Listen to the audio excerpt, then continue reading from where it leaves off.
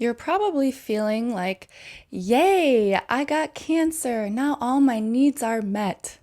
No, but what if you could? More likely, if you're a normal person, you're feeling scared, upset, confused, all sorts of uncomfortable things, and perhaps even falling into victim mode. Well, I'm here to tell you how cancer can fulfill your primary human needs to offer a helpful reframe, perspective shift, and empowerment, which of course can lead to healing. Hi, I'm Dr. Lisa Mateka. I am a cancer transformation guide, naturopathic doctor, energy worker, and life coach. I help those with cancer navigate their inner journey towards health and wellness on all levels, physically, mentally, emotionally, energetically, spiritually, to stack the odds in their favor with compassionate guidance and loving support. And I'm going to briefly first go over what the 6 primary human needs are, and then I'll explain how they relate to cancer and how cancer fits in. So, the 6 primary human needs were developed by Tony Robbins and his extensive research, and it helps to shed light on what drives people's behavior. So, 4 of them are like needs of the human, and 2 are like needs of the soul, so to speak. So, we have certainty, which makes sense.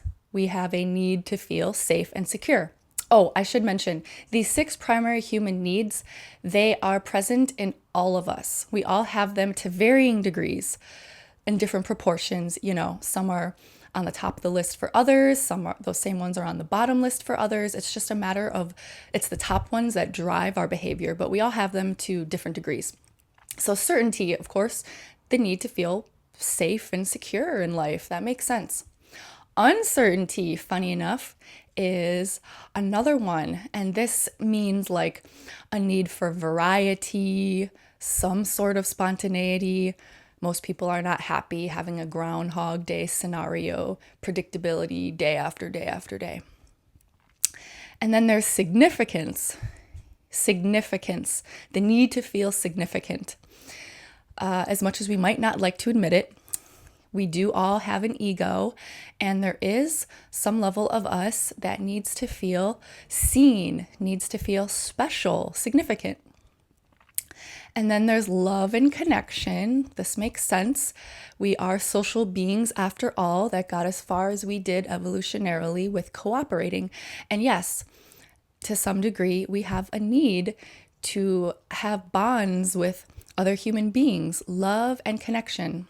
And those two are also different, love and connection. A lot of people are really craving love and settle for connection, but I'm not going to get too deep into all of these. And then we get to the needs of the soul, growth. Yes, growth. I mean, some people, this is a very small need. To others, this is a very big need. But there is a level of us as humans, we know there's potential inside us. We want to test our limits. What can we do? What can we accomplish? What can we be? What can we learn? And then there's contribution. Again, going to our social nature that we did get here by cooperating. And there is a need of us to contribute to others. Most of us feel very good when we give. This could be on a large scale for those that want to save the world, or this could just be our hearts being full when we support our families. Okay, so now I will explain how this fits in with cancer. So yeah, I'm really not trying to be, of course, insensitive here. I know this is a really hard time for you, and I'm not trying to be like, oh, what's the problem?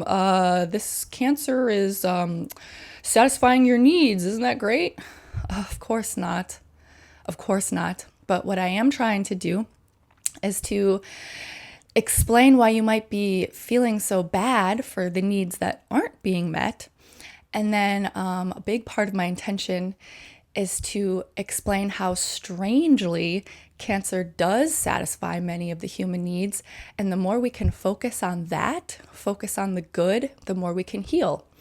Where energy goes, it goes this way.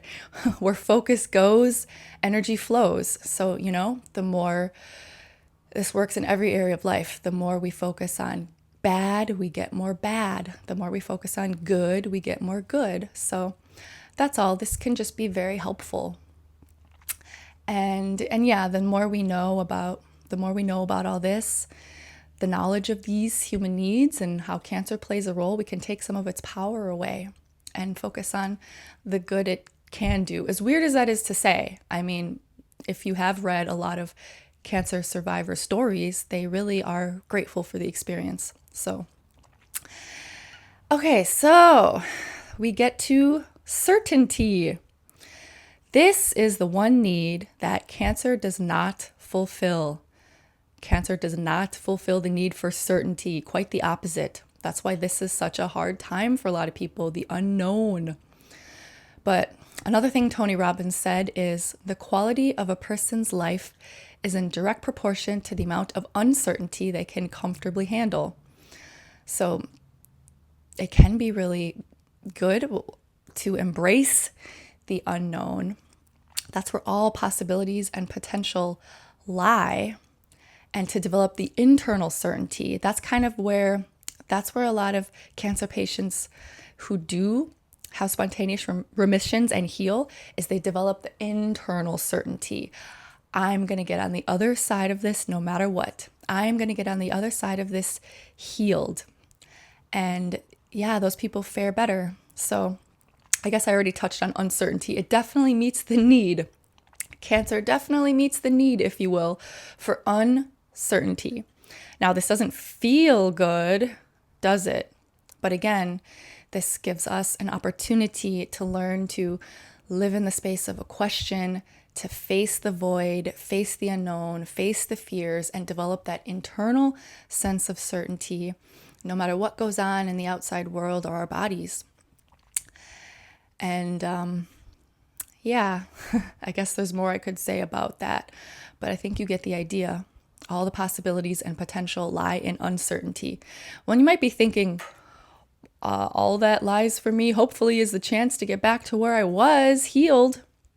And while that is something that's there waiting for you, as I had mentioned before, there is so much opportunity in the uncertainty besides just getting well again.